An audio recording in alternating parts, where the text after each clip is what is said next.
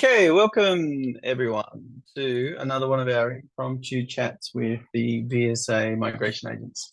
So today we have our most newly minted migration agent, Lyndon Engles, who's based in the Perth office.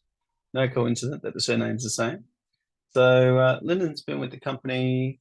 Lyndon, how long have you been with VSA now? 3.5 years, and I've Three and a done half years. I've done pretty much Wow. everything.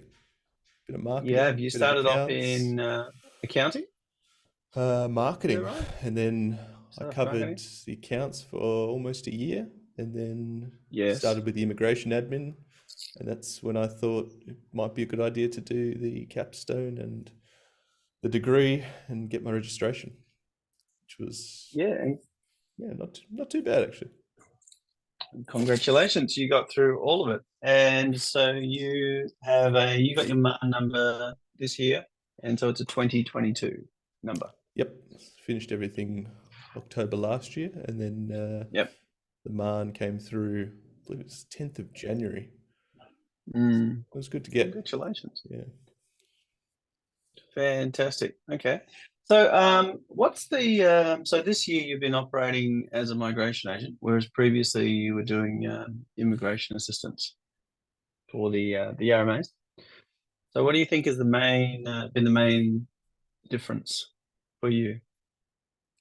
Has What I the work changed a noticed, lot? the work has additional components to it. There's bits that are Mm. still the same. It's just a broader scope than I was doing as an admin. The Hmm. biggest thing I found was being careful of what you say, because as an admin, Mm. you're not giving any advice. What you're telling people is basically you can look at the department's website, or you're passing on whatever an RMA has told you. Yeah. And you don't have to be too concerned with what you put in writing. Whereas Mm. once you're an RMA and you're signing off with the MAN, it becomes a lot more serious. People can and Mm. will take your advice and should take your advice as immigration advice, and not just as like a sort of general guide. And yeah, they can come back and use whatever you Mm. put in writing if something does go wrong, which touch wood it hasn't. But Yep. yeah, it just makes you think a lot more about what you're actually saying to Mm. people and writing to them. Mm. Yeah, no, that's true. When you do tell someone to do something, or you advise them a certain course of action doesn't work out, believe me, you'll know about it. They come back and tell you. I've had that experience over the past 20 years, so it'll happen at some stage, but hopefully that when it does happen, you'll be able to talk to the clients because clients have got all sorts of situations, and sometimes they don't always tell you the details of what their situation is. It takes a little while to uncover that as you go through the process. So, but are you enjoying it? Yeah, it's good. I mean, There you go. I enjoy the additional aspects of being an RMA more than I enjoyed the admin. The admin, Right. once I feel like you've got a handle on it, there's not much more room for growth there. And some people are happy doing admin. Some people do want to push Mm, through. Like a lot of people in VSA, they start as admins and then they go do the course because they want to do more. yeah, And you can see in the company we've got 9 or 10 MANs, even though we've we only do. got five or Yeah. six agents. So those people that are doing Yes. admin now, they really want to move into the next role and the next challenge. Yeah. And it provides a great training ground and a great career path for those people that want to establish themselves in the immigration industry. So, excellent. So last week we did a blog on the difference between being an immigration lawyer and being a migration agent. Um, you're an agent. In Sydney, we employ a lawyer. Um, but pretty much you both do much the same work from certainly from what I can see. Hmm. Does that sound about right? As far as I know, I mean, depending on what sort of lawyer you are, some are full Mm, practicing lawyers that choose to specialize in immigration, and some mm, are limited practice who only do immigration. And then you've got a migration mm, agent, which is not a lawyer, but I would say quite similar to a limited practice immigration lawyer. But I believe the lawyers may take things further. They may take things to the High Court, and the Supreme Court if it really does get serious. Whereas I don't really hear about migration agents going to the same length. Yeah, that's true. Lawyers, I suppose, have the potential to do more of the litigation work, but in practice, particularly for us, I don't think there's any difference between the work that the lawyer does and the work that you do.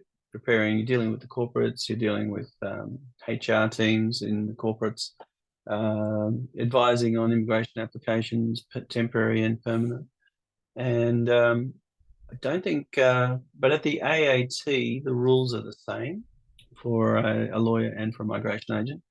But if we ever thought that there was jurisdictional error of any sort and we needed to take it to federal circuit court judge, then you would need to be a lawyer in that jurisdiction to do it.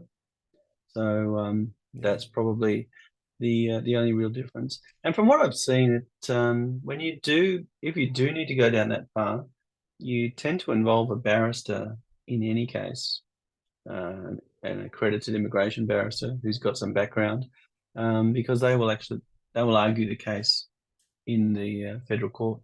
So yeah, I think to all practical purposes, BSA we offer the same services across the board. Although some clients do like the idea of dealing with lawyers, particularly from the US. I don't know whether you've had much contact with the our US clientele, but they're used to the concept of an immigration attorney. Yep. And they're less familiar with a migration agent and the registration system. I think there's a real key difference between an Australian registered migration agent and someone overseas who calls themselves a migration agent. I see emails come in about they've got advice from a migration agent, and they're based overseas somewhere, and there's not the same rigor and, I wouldn't say prestige, but the same sort of level of professionalism that you need to become a migration agent here.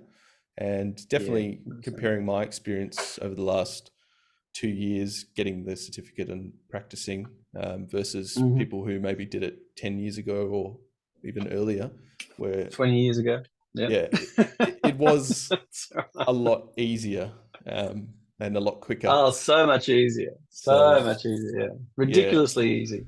Yeah, that's right. So that it's getting harder for a reason, because people do want to distinguish a migration agent, an Australian registered migration agent, as much as you would an immigration lawyer, because as you said, we do 99% of the same things. And for anything that goes all the way through business sponsorships, visas, AAT appeals, we can all assist in that sort of area. So unless you're getting a really sticky case where you do need to argue jurisdictional error or take it to the High Court, you don't really see a difference engaging an immigration lawyer versus a migration agent. Yeah, 100%. Yeah, no, I agree.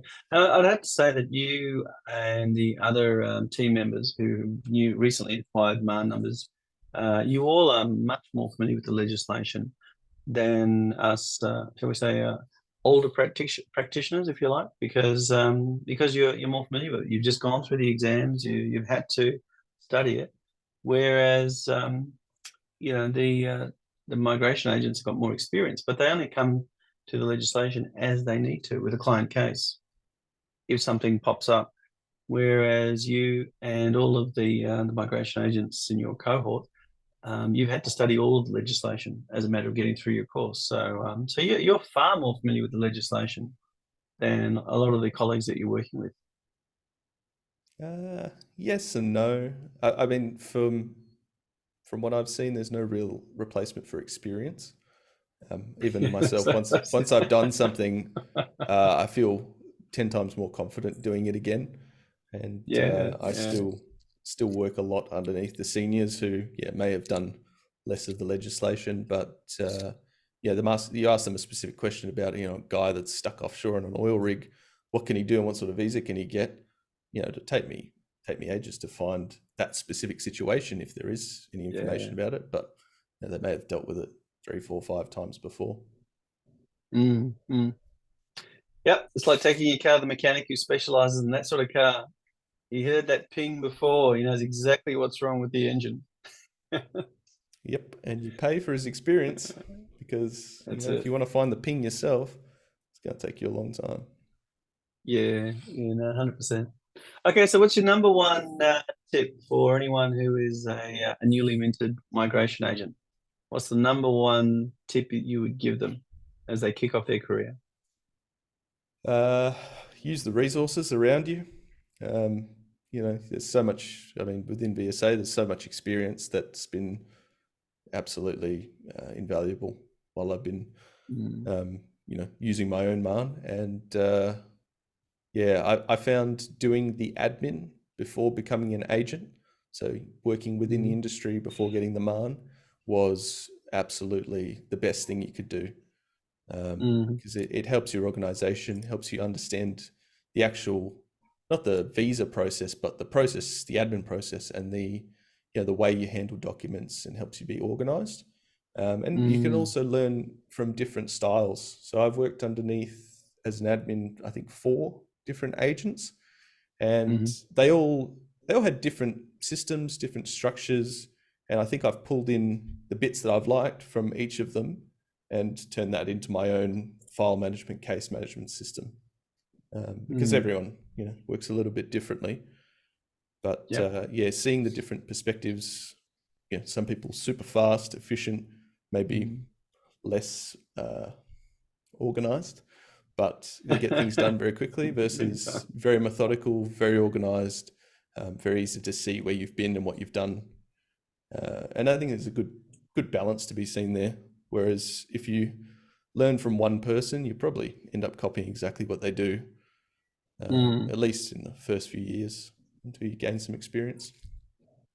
Yep. Mm. Yeah. Yeah. No, it's, yeah, we can never forget that we've got that code of conduct that hovers around that Omara will use. Yeah. So it's very important that we are fully compliant.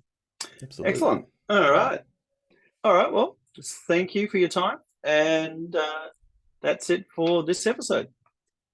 Great. Awesome. Thanks for listening. Anyone that's listening, thanks for the chat, Dan. Yeah. Bye bye. See ya. Bye.